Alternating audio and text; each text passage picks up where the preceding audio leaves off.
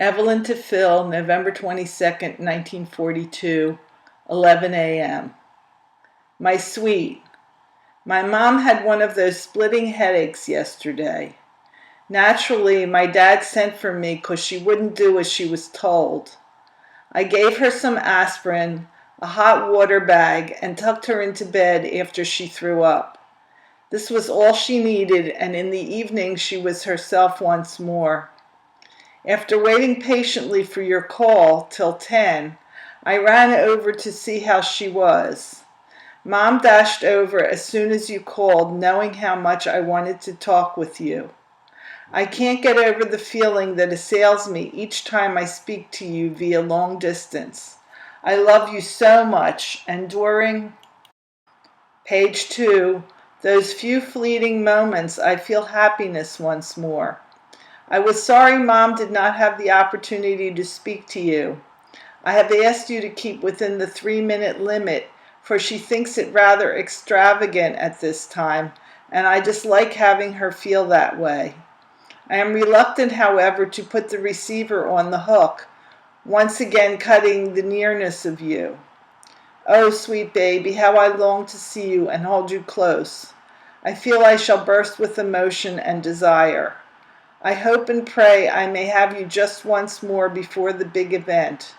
And now, while it is fresh in my mind, I wish to explain the reasons why I don't want you to come home until the day I must leave the hospital. Page 3.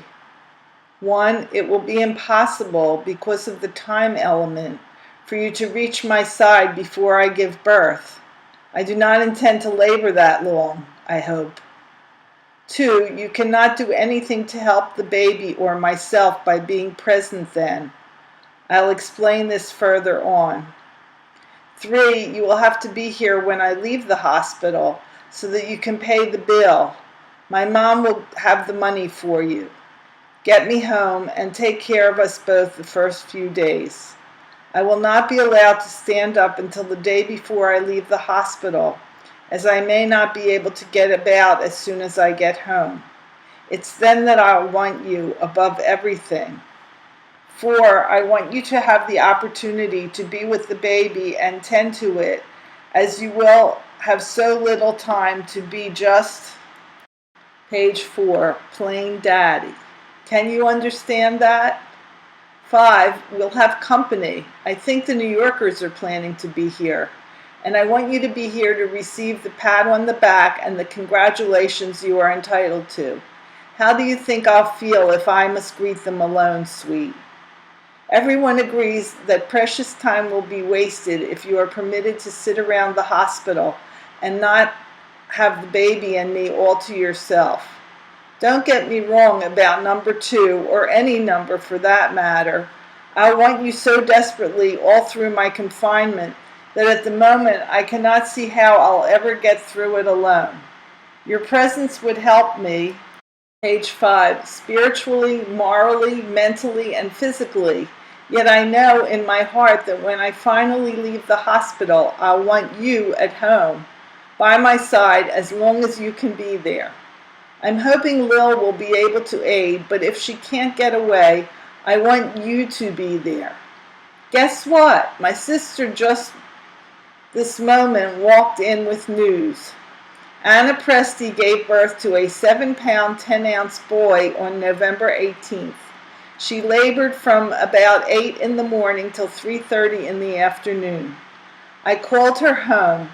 They didn't know you were in the Army. The baby has red hair and blue eyes, and Marie says they can't visit her because the lying-in hospital is very, very strict. Didn't you say she would have a girl? At any, page 6, rate, I do not think it wise to send a telegram when the baby arrives.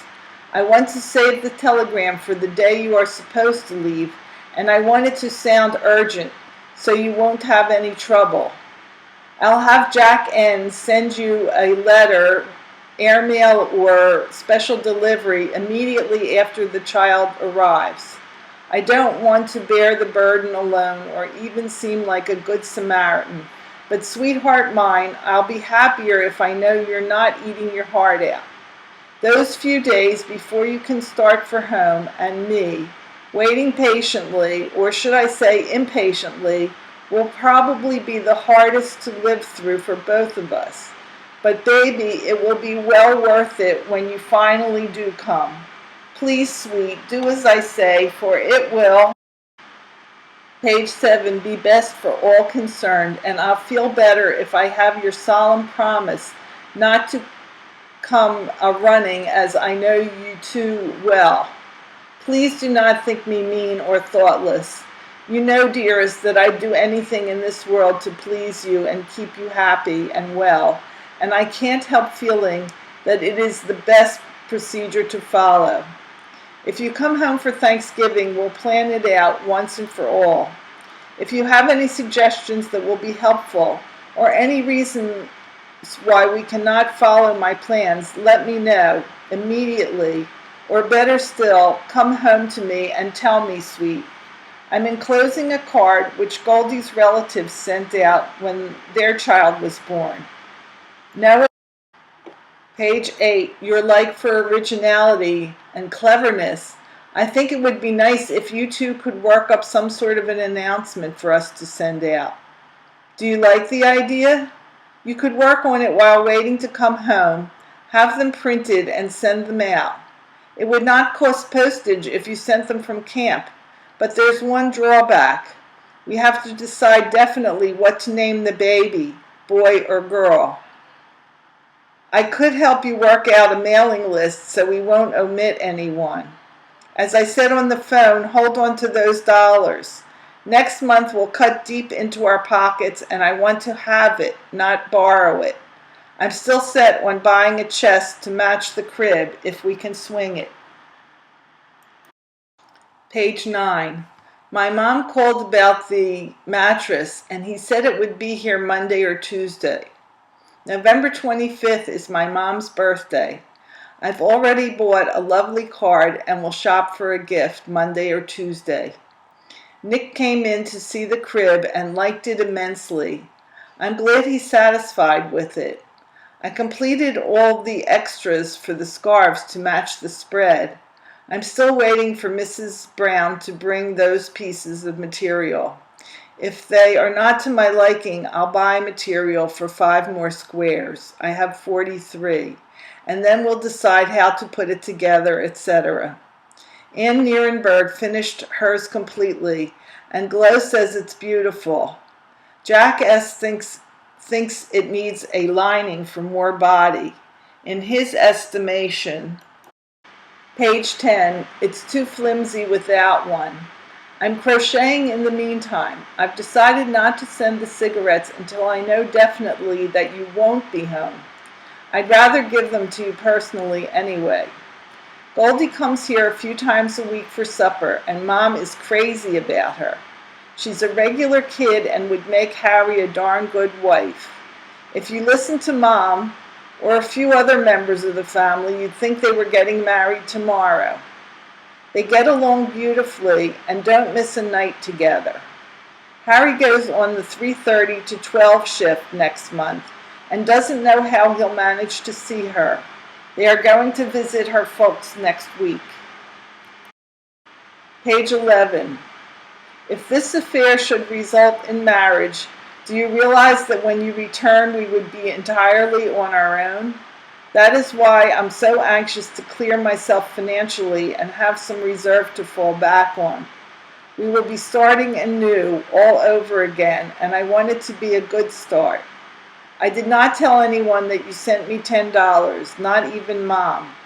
Jack N. knows because he was with me when I opened the letter. Since several people around here seem to think I'm getting rich working for Miss Hahn, and since they are very secretive about their finances, I feel that it is best if I don't say anything to anyone. What they don't, page 12, know won't hurt them, and I hope you agree with me. The weather has been lovely this past week, except for a rainstorm yesterday. I went down to Marin Balaban 11 o'clock Friday night. Jack doesn't like to use the equipment as it's too darn hard to replace, and the boss doesn't like it. Jack made me wear my white silk blouse, and he said I made up beautifully. My hair looked well, too. It was a lot of trouble, but if one of those 4 poses is as good as I expect it to be, it will be well worth it. I wanted you to have a good picture, sweet. Jack M will be working every night till Christmas at $1 an hour, and Saturday and possibly Sunday. What kind of tools will you work with? God bless you, Phil, and may you soon be with your adoring Ev. This is the birth announcement that was enclosed. The Lillian and George Brody Production Company heralds the arrival of the 1942 Brody war baby, Susan, model number 3, delivered October 26, 1942. George Brody designer, Lillian Brody production manager, Dr. William H. Sprecht, Dr. Harry B. Safford technical assistants.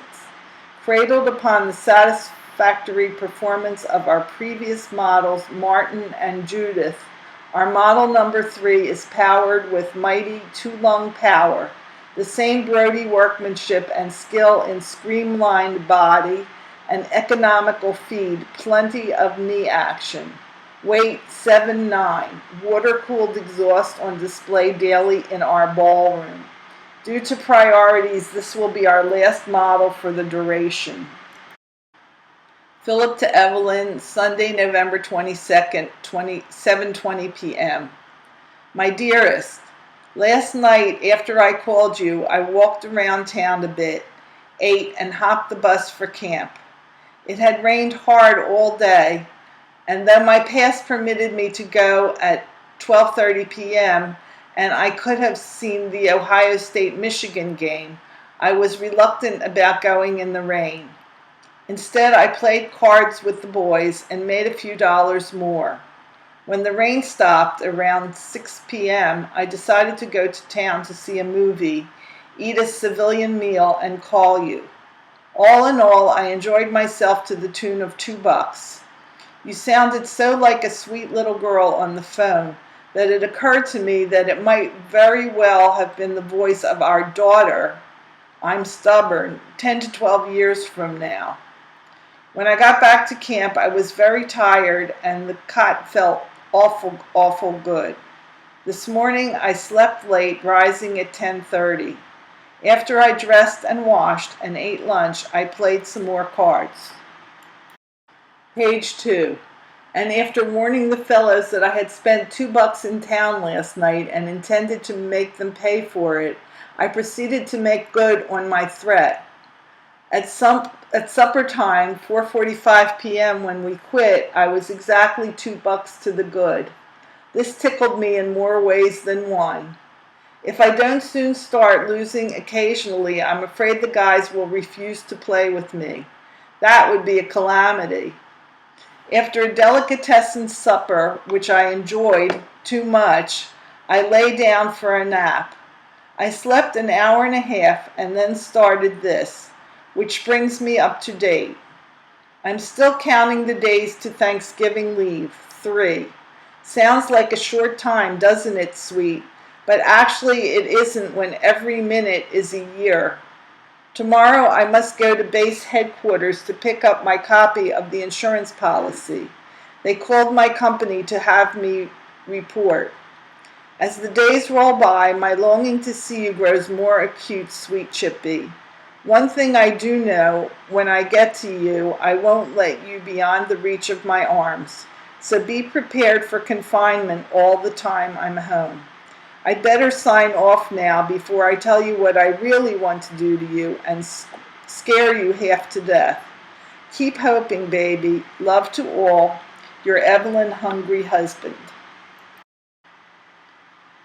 Ev's sister Ruth to Phil, November 22nd, 1942, 2:40 p.m. Dear Phil, how are you? Glad to hear that you received my letter. This is the 4th letter I am sending you, so don't you think I deserve a reply? I do. My brother Eddie expects to be your buddy in arms soon, as he will be 18 February 26th. Oops, there goes the phone. One ring. It's for me all right.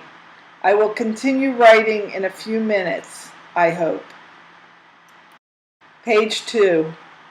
3 p.m. I have to go to 11th Street now, so I will continue writing as soon as I come back. 3:30. I am taking care of a baby now, so we'll have to continue later again. 3:55 p.m. Free at last. Eddie Strongen is here and is proudly displaying the new whistle he got to use for when he goes on duty. Mrs. Wyman has been here since yesterday afternoon and is going home tonight. I have just decided that I want a piece of chewing gum, so I will be back in a few minutes. 4:06 p.m. I have just got back from Ben's candy store, so here I go again. Did you receive the record yet? If you didn't, you ought to be getting it within the next week because your Chippy and I took care of that last week. That's all the news for right now, so I will write page 3 when something happens. This is Miss Blah Blah resigning from station KYW. So long, love, Ruth. P.S. I hope you'll be in Saturday. Excuse me, I mean Thursday. P.S.S. We all send you our regards. P.S.S.S. This time I really am resigning.